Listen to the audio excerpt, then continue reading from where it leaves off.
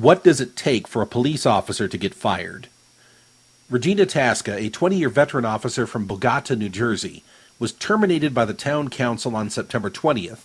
This decision came after a lengthy investigation into her purported misdeeds. Prior to her termination, Officer Tasca had never been reprimanded for misconduct. She had not generated any citizen complaints and was being considered for promotion before she got into trouble in April 2011. What horrible thing did Officer Tasca do that led to her being purged from the police force? Before answering that question, it's worth reviewing a few recent cases of severe police misconduct in order to establish a baseline of common disciplinary standards. 4 officers in the Houston Police Department were recently suspended for engaging in a scheme to embezzle overtime pay by falsifying traffic tickets. Since 2008, the officers had fraudulently collected more than $1 million in overtime. One of them, Senior Officer Matthew Davis, soaked up $347,000 in 2008 alone. Davis had previously been suspended for improperly dismissing tickets at the request of a city council member. Davis received a 30-day unpaid suspension, as did fellow officer Steve Running. Senior Officer Kenneth Bigger was handed a 20-day suspension. The sternest punishment, if the term could be applied here, was imposed on Sergeant Paul Terry, who was suspended for 45 days. By any rational standard, embezzling $1 million is a serious crime.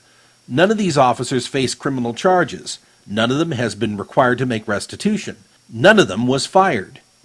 Thus, it would be reasonable to expect that Regina Tasca's firing offense would be more serious than defrauding Houston's tax victims out of $1 million. As it happens, her offense had nothing to do with corruption of any kind. On September 22nd, a Houston police officer named Matthew Jacob Martin shot and killed a one-armed, one-legged man in a wheelchair who was armed with a pen. The victim was an emotionally disturbed man living in a rest home. The caretaker made the common and consistently fatal mistake of calling the police in the misguided hope that they could help.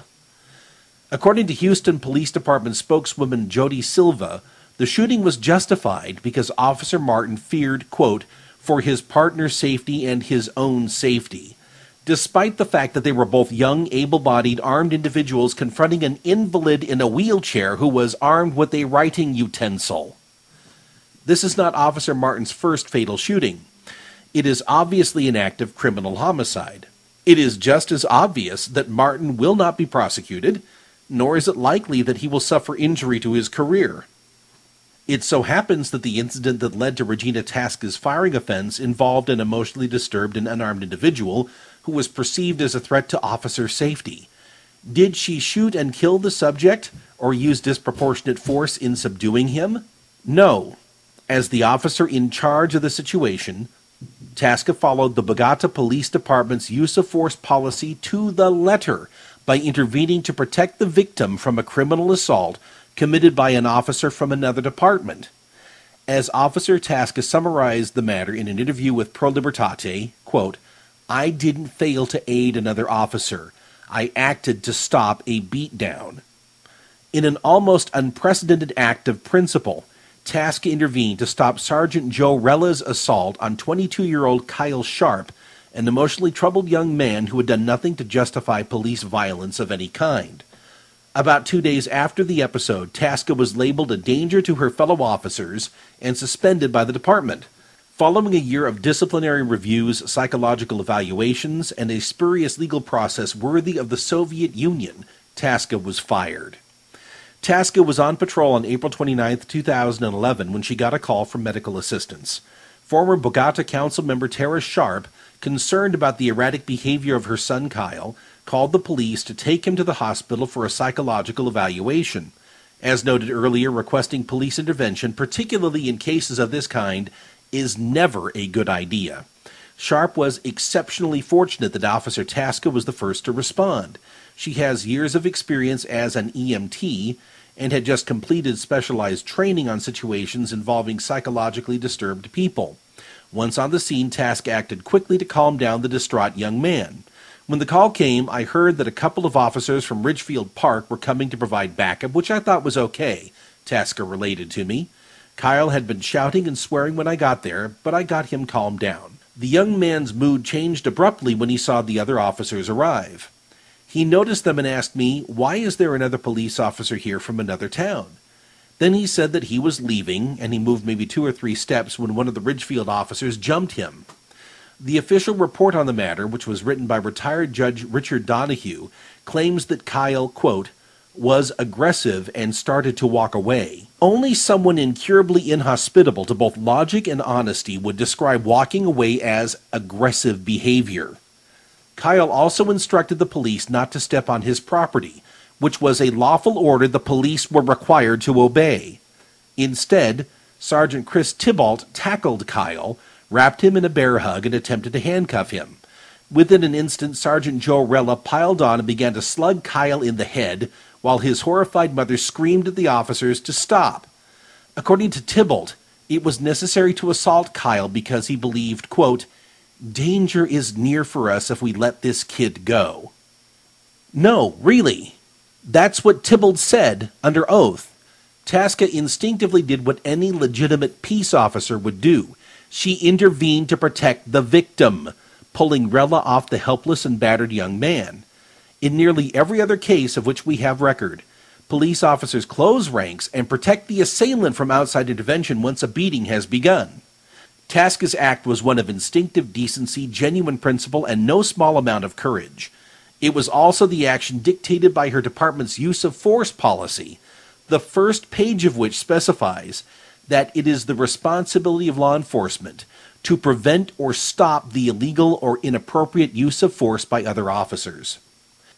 In his report on the case, Judge Donahue acknowledged that Tasca acted in compliance with the use of force policy, but he dismissed that fact on the preposterous grounds that, quote, no evidence was presented to establish that Officer Tasca even knew about the document. Only an uncommonly inventive sophist would argue that the important question is whether Tasca was aware of the document stating the policy, rather than whether her actions were in accord with that policy. After the Ridgefield officers handcuffed Kyle, who, it should be recalled, was not a criminal suspect, nor the subject of a medical order of any kind, they directed their fury at Tasca. One of them yelled at me, "We can't have this," she recalled. I said, "We can't have what?" There was no reason to take that kid to the ground and start slugging him. This was a medical assistance call, and the mother was sitting there screaming at them to stop beating on their son.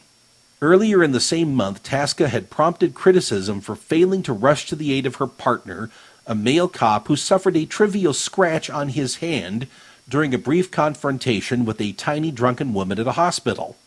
At the time, the woman, who posed no conceivable threat to a male cop who towered over her by roughly 10 inches and outweighed her by about 100 pounds, was surrounded by at least a dozen people who could have rendered aid to the poor beleaguered hero in body armor. Yet Tasca's refusal to shove aside med-techs, nurses, and security guards in order to help her traumatized partner ground and pound the tiny woman supposedly demonstrated a pattern of bizarre and outrageous behavior on her part that made her an unacceptable risk to her colleagues. This was the assault that figures so prominently in the charges against Tasca.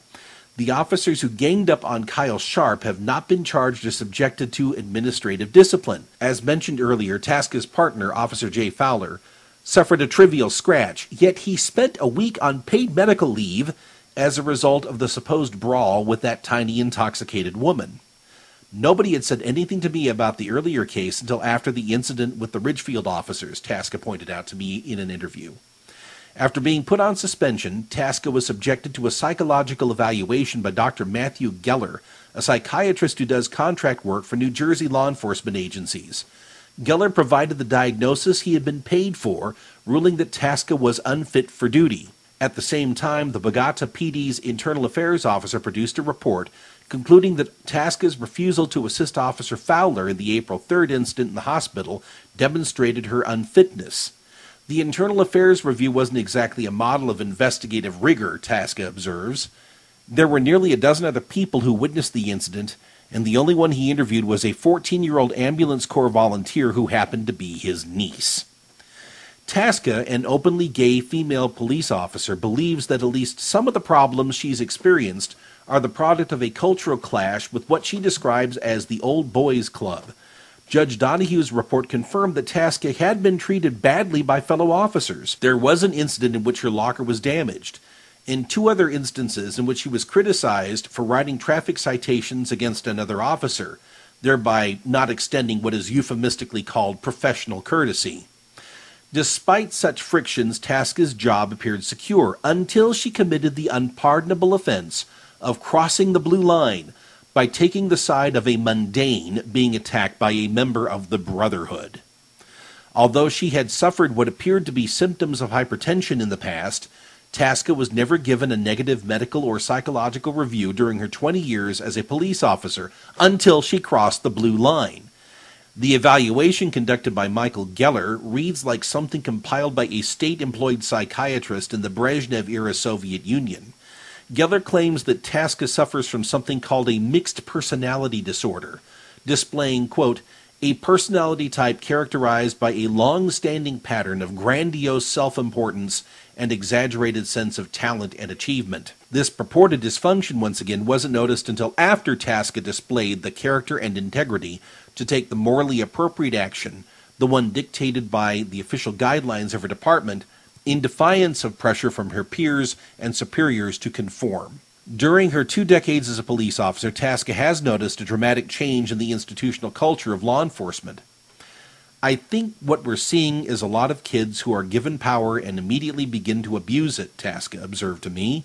Some of these guys are as young as 18 years old. You give them a uniform and it goes right to their head. And even many of those who don't do abusive things miss the point, which is that we're supposed to be peace officers. They get a badge and a gun and they think they're gods, or at least that they're entitled to treat people like dirt. I see them as people and insist on treating them like I'd want to be treated. In contemporary law enforcement, commitment to the Golden Rule is a firing offense. Just ask Ramon Perez, whose experience is strikingly similar to that of Regina Tasca. Perez, a probationary officer who had won the top leadership award at his police academy, was purged from the Austin, Texas Police Department as a result of his refusal to use a taser on an elderly, non-violent man during a domestic disturbance in January 2005. The order was unconstitutional, illegal, a violation of the guidelines in the department's handbook, and most importantly, immoral. A few days after that incident, Perez was given a punitive transfer to the night shift. 2 months later, Perez was told to report to Austin PD psychologist Carol Logan to undergo what he was told would be a communication exercise. In fact, it was a disguised fit-for-duty review intended to ratify the preordained decision to fire him. Logan's 4-page report focused entirely on Perez's moral and religious beliefs. Perez is a self-described, non-denominational fundamentalist Christian, an ordained minister who homeschools his children. He is also firmly convinced that protection of civil liberties is the paramount duty of a peace officer, a duty he regarded literally as a sacred trust.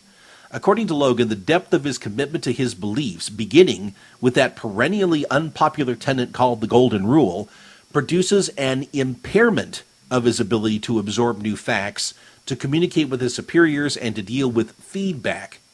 As was the case with Regina Tasca, Ramon Perez's detractors dredged up a second incident of misconduct involving a refusal to use unnecessary force.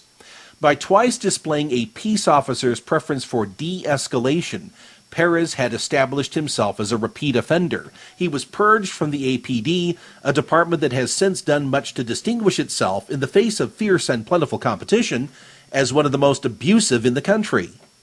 A vast geographic and cultural gulf separates Ramon Perez, a fundamentalist evangelical from Texas, and Regina Tasca, an openly gay Roman Catholic from New Jersey. They have at least one critically important thing in common.